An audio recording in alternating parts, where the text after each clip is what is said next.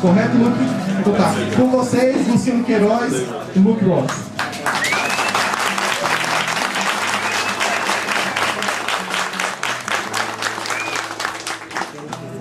Obrigado. Antes de mais nada, eu gostaria de agradecer a todos pela presença aqui, né? Tá prestigiando. Eu sei que o sábado tá bacana, né? Começou com uma garoa, mas dá para aproveitar legal. E resumindo, obrigado. Tem os desenhos que eu vou usar. Resumindo, né? Vocês teriam coisas muito mais interessantes para fazer e estão aqui presentes para ver o que eu tenho para dizer. E então, muito obrigado, né? Em relação a isso que o Sérgio falou, eu acho que é o mínimo que eu posso fazer, né? Na verdade, eu comecei minha carreira querendo desenhar histórias em quadrinhos e tal, e busquei trabalhar para as editoras nacionais, né? E queria, de alguma maneira, fazer parte da história do quadrinho do nosso país, né? Só que as oportunidades não eram quase nulas na época, e eu fui fazer um caminho mais longo para acabar chegando por aqui, né? Então acho que é o mínimo que eu posso fazer para colaborar de alguma maneira é participar quando convidado, né? Quando eu não sou convidado, aí eu costumo ficar na minha, né? Mas enfim, eu gostaria de mostrar alguns trabalhos para vocês e abrir para um bate-papo mesmo, que eu acho que vocês podem ter alguma dúvida a respeito talvez da minha carreira, da maneira como eu trabalho, da minha relação com editores, com roteiristas e com Marvel, e qualquer outra dúvida eu peço a vocês que se manifestem, que a gente está aqui para bater um papo. Enfim, eu comecei em 1992 desenhando para a turma, aliás, 1991 desenhando para a turma da Review aqui de São Paulo, que era produzido pelo César Sandoval e pelo estúdio Sketch Filmes, eu acho. Eles produziam também para a editora Globo a adaptação em quadrinhos infantil dos Trapalhões. Para Abril, se eu não me engano, e para a Globo, na Globo publicavam a turma da Review. Então naquela época eu procurava trabalhar, desenvolver a parte de histórias em quadrinhos, desenvolver o meu desenho, mas sempre tive uma paixão por super-heróis e tal, e por um quadrinho um pouco mais adulto. Na verdade eram duas paixões separadas, né? Por super-herói, que é infantil juvenil, mas gostava dos quadrinhos europeus, que eram com temática um pouco mais adulta. Mas enfim, na época que eu trabalhava na Sketch, né, para resumir, alguns brasileiros começaram a produzir para o mercado norte-americano através de um estúdio chamado Art Comics. Fazia as adaptações de quadrinhos dos Estados Unidos para as revistas da editora Abril. Então, como eles lidavam com vários artistas para essas adaptações, né, faziam um trabalho para ser bem claro, os desenhos às vezes vinham com balão, você tinha que retirar aquele balão e colocar um balão tirar o original em inglês, colocar um em português, e às vezes você tinha que completar os desenhos. Então eles usavam o serviço de vários desenhistas. E acabaram conhecendo muita gente talentosa. Então eles pensaram o seguinte: por que não tentar o caminho contrário e oferecer esse talento para o mercado norte-americano? E a coisa funcionou, né? E nesse momento, quando eu ainda trabalhava no estúdio, fazendo estágio e tal, tinha ainda desenhado minha primeira revistinha, o Franco de Rosa, que tinha uma coluna, um jornalista que tinha uma coluna no Jornal da Tarde, se não me engano, ele é um jornalista especializado em quadrinhos, ele pôs lá uma matéria falando, né, que algumas editoras americanas começaram a trabalhar com artistas nacionais e que gostaram muito e procuravam por novos talentos, né? Então eu deixei o estúdio do infantil, né, da Sketch, e mandei os meus trabalhos para Art Comics, e 3 meses depois eu comecei a trabalhar profissionalmente no mercado americano, né? Meu primeiro trabalho foi Blood Blood is the Harvest, para a editora Eclipse Comics, que já não existe mais, né? Já é defunta há algum tempo. E aí depois disso nós fomos trabalhando de editoras pequenas em editoras pequenas, depois chamando a atenção das grandes, até que em 1995 eu recebi um convite da Marvel para desenhar uma edição de Sensational Spider-Man, que na época eu acho que o desenhista era o Dan Jurgens, se eu não me engano. E era o que nós chamamos de fill-in, né? Até então eu tinha feito muito disso, que é assim, o desenhista atrasou, teve um problema em família, uma dor de barriga muito prolongada, o prazo continua e a revista tem que sair. Então eles convidam artistas que estão iniciando, na grande maioria, para poder trabalhar e dar um alívio para esse artista. E então essa edição número 7 não tinha grandes pretensões com ela, e então eu produzi, mas eu sempre com a mentalidade de fazer o meu melhor, porque a gente nunca sabe, né, quando uma oportunidade vai aparecer. E essa, felizmente, era uma oportunidade boa, e porque o desenhista de um outro título do Aranha, né, lembrando que na época, em 95, o Homem-Aranha tinha 5 revistas, né? Então o desenhista oficial que estava lá a revista era Spectacular Spider-Man, ele estava desde os anos 60, o Sal Buscema, irmão do John Buscema, né? Ele estava saindo da revista, acho que ele enjoou, né? E ele estava abandonando.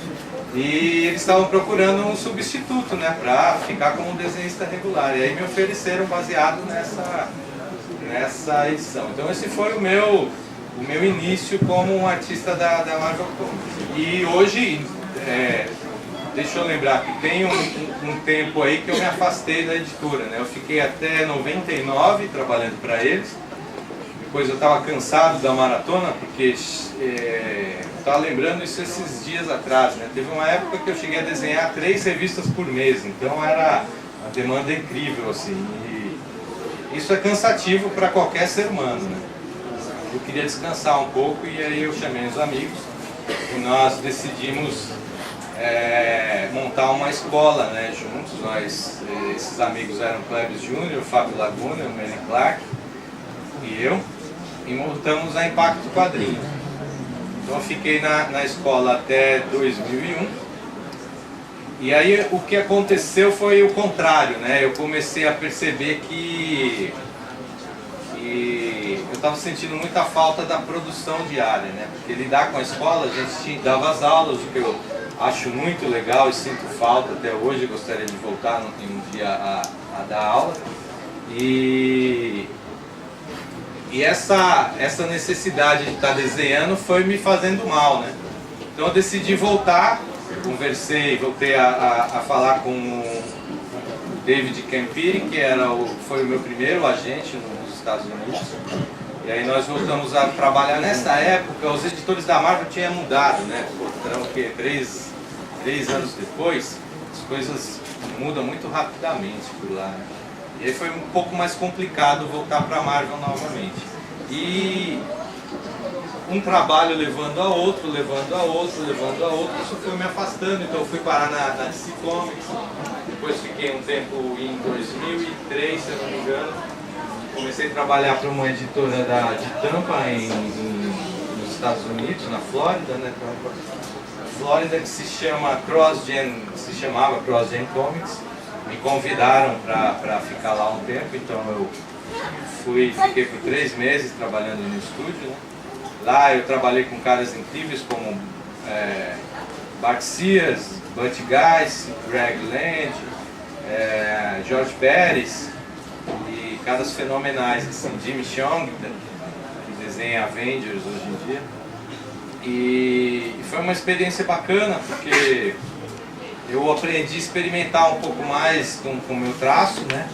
E ouvindo dicas e vendo como o pessoal trabalhava, eu consegui finalmente amadurecer um pouco mais o meu trabalho e deixar menos estilizado do que ele era quando eu comecei a trabalhar para a Marvel. Por que eu estou falando sobre estilizado aqui? quando eu comecei meu trabalho para as independências, ele era um pouco mais realista. Mas buscando um espaço dentro do mercado das grandes, eu fui mudando e adaptando o meu traço para conseguir trabalho, porque era o que tinha, né? Na época o Jim Lee e o Scott Campbell, se eu não me engano, eram caras que, e Todd McFarlane, eram caras que mandavam no mercado, né? Se você tivesse 30 deles, tinha trabalho para os caras. E os editores costumavam já chegar aos nossos agentes assim, falaram, ó, a gente não tem nada, mas se o cara fizer algo aproximado do que aquele cara faz, a gente consegue alguma coisa. E a gente entrava por aí. Eu fui um dos caras que deu uma mudada no desenho buscando pôr o pé na porta, né? Aí depois já familiarizado, na verdade, com os editores e com a revista, aí eu fui impondo um pouco mais das coisas que eu gosto, e com o tempo eu fui trazendo de volta o que eu tinha abandonado, que é um traço um pouco mais... Quando tem balões, aí eles descrevem o diálogo, né? E normalmente eles dividem lá em quantos quadros aquela página tem, né? Então esse é um exemplo. Normalmente eu trabalho com desenhando primeiro, depois de ler o roteiro, primeiro eu faço o que eu chamo de thumbnails, que é, eu pego um sulfite normal, divido em 8 partes, e eu acho que eu tenho até aqui para mostrar para vocês, e aquilo vai me servir de guia para trabalhar o layout da história, né? Então, na verdade, o que vocês estão vendo aqui, esse é um layout de página, né? Que eu faço em um tamanho que seria A5, seria A5, é metade de um sulfite. Depois eu costumo escanear isso, ampliar no computador e limpar em mesa de luz, né?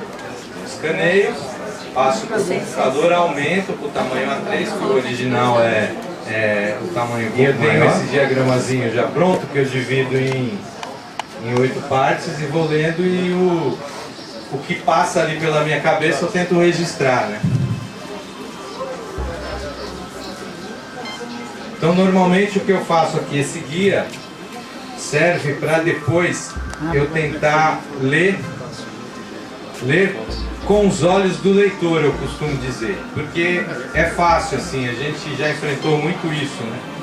Às vezes a gente cria uma sequência e acha que está arrasando nela, só que normalmente isso é muito comum, ela não te contar o que deveria contar, porque nós sabemos a história, né?